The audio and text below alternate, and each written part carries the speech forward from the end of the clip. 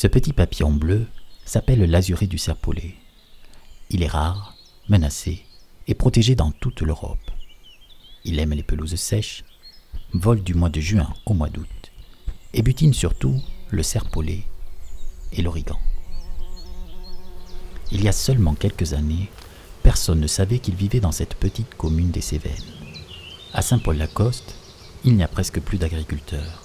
Les prairies et les pâturages disparaissent les uns après les autres, recouverts par les buissons, puis la forêt.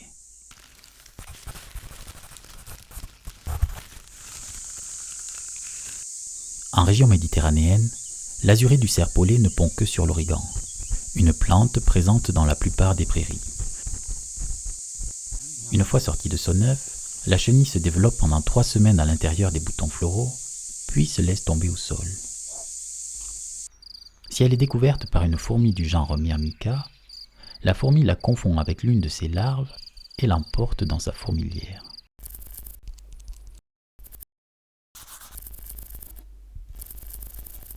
Bien à l'abri des intempéries, la chenille se nourrit du couvain des fourmis pendant tout l'hiver, puis se métamorphose en papillon, le printemps venu.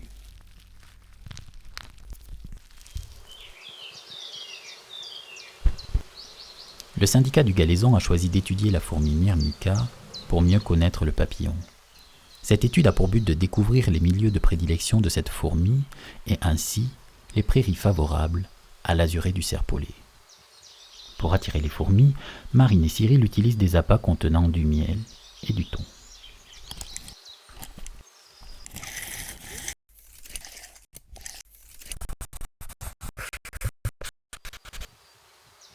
Après une heure d'attente, Marine et Cyril récoltent l'intégralité des fourmis attirées par les appâts.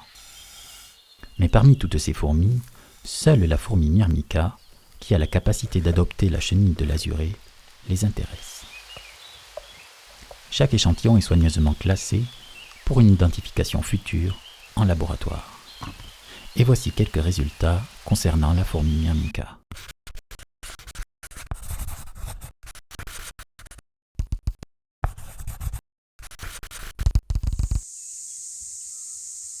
Les fourmis Myrmica délaissent les secteurs abandonnés par l'agriculture. Elles aiment les prairies ouvertes, naturelles, avec une hauteur de végétation ni trop haute, ni trop basse. Alors, dans la commune de Saint-Paul-la-Coste, pour ne pas voir ce petit papillon disparaître, la solution semble évidente. Il faut entretenir les pâturages restants et au mieux, tenter de réouvrir les milieux qui se sont refermés ces 50 dernières années.